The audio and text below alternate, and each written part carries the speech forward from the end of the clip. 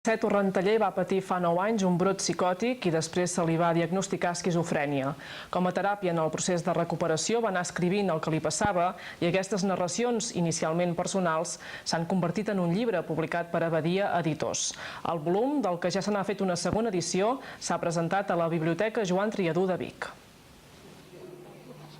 La Marta, una dona de mitjana edat, té por que els seus fills caiguin al món de les drogues i el neguit inicial es converteix en una obsessió que arriba a l'extrem de provocar-li un brot psicòtic.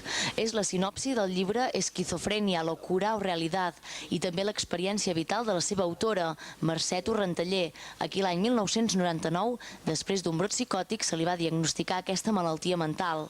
En el procés de recuperació va anar escrivint el que li passava i tot aquest material conforma el recull publicat per Abadia Editors.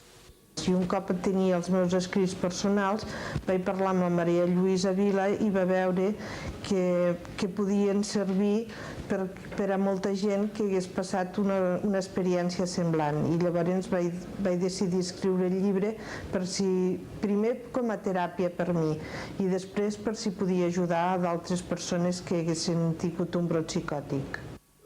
El llibre ha tingut un cert ressò i per això se n'ha fet una segona edició. Escriure'l ha permès a l'autora conèixer persones que han passat per situacions semblants a la seva i també per contribuir a la sensibilització social respecte a aquells que, com ella, pateixen i han d'assumir que tenen una malaltia mental. És difícil al començament perquè et sents rebutjada per la societat, perquè encara aquestes malalties mentals són com si fossin la lacra de la societat.